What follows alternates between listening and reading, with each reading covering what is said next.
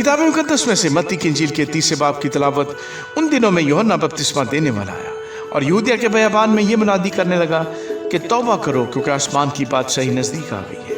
ये वही है जिसका जिक्र यशायाह नबी की मार्फत यूं हुआ कि बयाबान में पुकारने वाले की आवाज़ आती है कि खुदावंद की राह तैयार करो, उसके रास्ते सीधे बनाओ।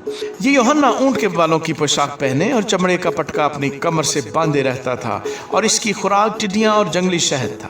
उस वक्त यरूशलेम और सारे यहूदिया और यरदन के गिरदनवा के सब लोग निकलकर उसके पास गए और अपने गुनाहों का इकरार करके दरियाए यरदन में उससे बपतिस्मा लिया। मगर जब उसने बहुत से फरीसियों और सदूकियों को बपतिस्मा के लिए अपने पास आते देखा तो उनसे कहा कि ऐ शाम के बच्चों, तुमको किसने जता दिया कि आने वाले गजब से भागो?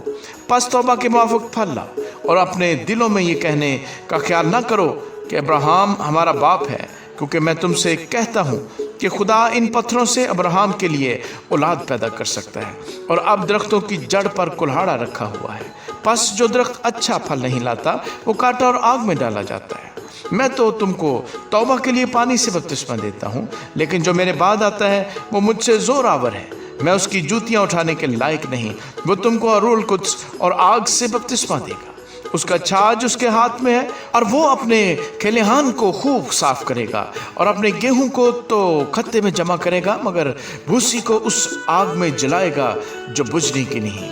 उस वक्त यीशु गलील से यरदन के किनारे यूहन्ना के पास उससे बपतिस्मा लेने आया, मगर यूहन्ना ये कहकर उसे मना करने लगा कि मैं आप तुझसे बपतिस्मा लेने का मोहताज हूँ और तू मेरे पास आया है। यीशु ने जवाब में उससे कहा, अब तू होने ही दे, क्योंकि हमें इसी तरह सारी रास्तबाजी पूरी करना मुनासिब है।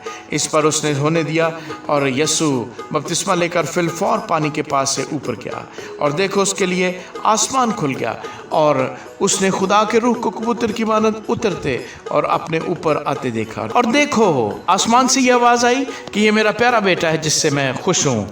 आमीन।